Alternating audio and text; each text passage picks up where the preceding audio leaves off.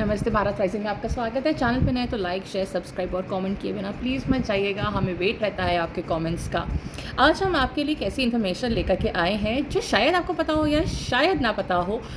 और ये information relate करती है नॉर्थ ईस्ट के हमारे बहुत अहम हिस्से से, which is Arunachal Pradesh.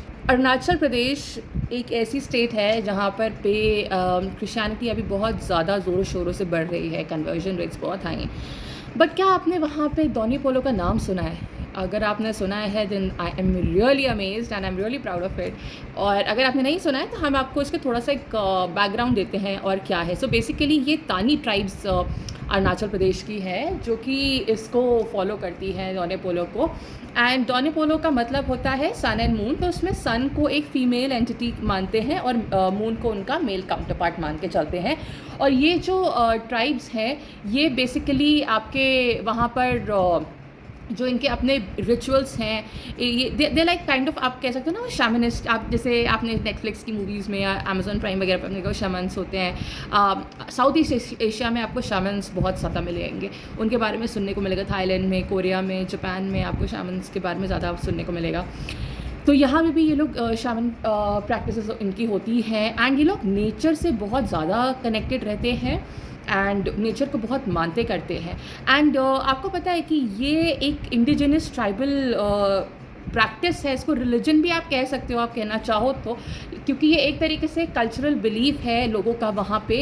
And ये अगर आपको मैं इसका रीज़न बताऊँ तो ये कहाँ से इसका स्टार्ट हुआ था, क्योंकि क्रिश्चियनिटी को जब ट्राइबल्स के ऊपर फोर्स किया जा रहा था, जैसे आज भी आप देखते हो कि झारखंड में, छत्तीसगढ़ में और अलग सारी स्टेट्स में जहाँ पर ट्राइबल कल्चर था उसको कन्वर्ट किया जा रहा है पूरा क्रिश्चियनिटी में। तो इन लोगों ने उसको आगे ना आने के लिए, और इवन इनका ये था कि हम हिंदुइज़्म के फोल्ड में नहीं आना चाहते हैं, हमारी अपनी अलग आइडेंटिटी है, हमारी अपनी अलग पहचान है। और ये लोग नेचर वर्शिपर्स हैं एक तरीके से अगर देखा जाए इनको। तो इन लोगों ने इसीलिए डॉनी पोलो का अडॉप्शन रखा था कि हम लोगों को क्रिश्चियनिटी से बचना है, हम क्रिश्चियनिटी का पार्ट नहीं बनेंगे। तो इन अ वे ये डॉनी पोलो ट्राइब का एक कहते हैं कि स्टार्ट इन लोगों की वहाँ से हुई थी। और 31 दिसंबर जो डेट है वो डॉनी पोलो डे मनाया जाता है। इनका अपना एक खुद का अलग फ्लैग भी होता है, और जो इस रिलीजन को फॉलो करते हैं, जो इसको फॉलो करते हैं, ये उनके झंडों को अपने वहाँ पर लगाते हैं। मैं नाम इसमें ऊपर लिख दूँगी, मेरे दिमाग से निकल गया, मैं वेरी सॉरी। उन्होंने ये मूवमेंट रोपको, और maybe if I am not remembering the name correctly, please pardon me for that.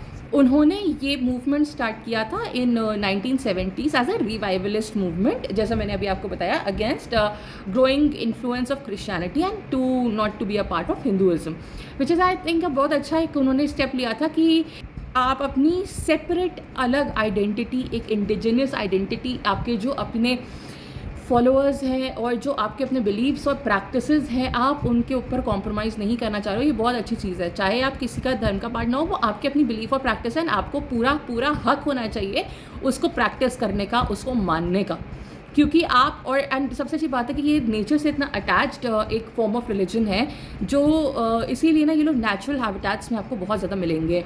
And ये इन लोगों का जो है थोड़ा सा टिबेटन इन्फ्लुएंस भी है, अगर हम जेनेटिकली अगर इनकी बात करें तो साइनो टिबेटन और इन सब रेसेस का यहाँ पर पे ये जो लोग रहते हैं इस साइड में, जो डॉनी पोलो को फॉलो करते हैं, वो लोग इस चीज़ को मानते हैं। एंड इनके प्रीस्ट्स वगैरह होते हैं, शैमन्स होते हैं, जो इनकी जैसे हम लोग के में पूजाएं वगैरह कंडक्ट कराई जाती हैं, वहाँ पे वो लोग भी इनके रिचुअल्स वगैरह कंडक्ट कराते हैं और मानते हैं ऐसा कि जो निम्हू होते हैं इनके, I hope I am pronouncing the name correctly, जो इनके होते हैं वो लोग सुपर नेचुरल पावर्स से भी बात कर सकते होते हैं। तो बात ये है कि ये एक बहुत ब्रीफ मैंने बताया डॉनी पोलो के बारे में, आप चाहो तो इसके बारे में और रीड कर सकते हो, that will be very helpful.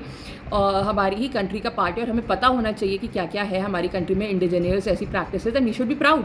हमें बहुत अच्छा फील होना चाहिए कि हमारी कंट्री में ऐसी ऐसी चीज़ें भी हैं और हमें पता चलनी चाहिए। डॉनी पोलो का मेरे को सबसे अच्छा एक वो चीज़ लगी कि it was a resistance movement in 70s जो स्टार्ट किया गया, एंड बहुत ही ब्यूटीफुली वो उसने अपनी आइडेंटिटी भी बना के रखी हुई है, किसी के साथ मिला भी नहीं है, और ये भी उन्होंने दिखाया है कि हम किसी से दबते नहीं है। तो आई थिंक एक बहुत बड़ा लेसन भी उन्होंने सब लोगों को दिया है कि आप अगर चाहो ना तो आप एक रेजिस्टेंस, ऐसी ब्यूटीफुली रेजिस्टेंस आप बिल्ड कर सकते हो कि आप उसमें आप ना तो किसी के प्रेशर में आ रहे हो, ना आप किसी को कन्वर्ट करने दे रहे हो खुद को, ना आपके पास वो लालच है, और आप अपने बिलीव्स और प्रैक्टिसेस को फॉलो भी कर रहे हो। तो मैं इस चीज़ को बहुत ही कमेंडेबल मानती हूँ, and I am really proud of this tribe जो ये वो लोग फॉलो करते हैं। रेस्ट अगर आपको और इन्फॉर्मेशन चाहिए होगी रॉनी पोलो पे, तो हम इसके ऊपर एक डिटेल वीडियो भी बना सकते हैं, और हमें ऐसी इन्फॉर्मेशन मिलेगी तो हम वो भी लेकर के आपके लिए ज़रूर से आएंगे। तब तक के लिए प्लीज़ चैनल को like, share, comment and subscribe करना मत भूलिएगा। Thank you so much.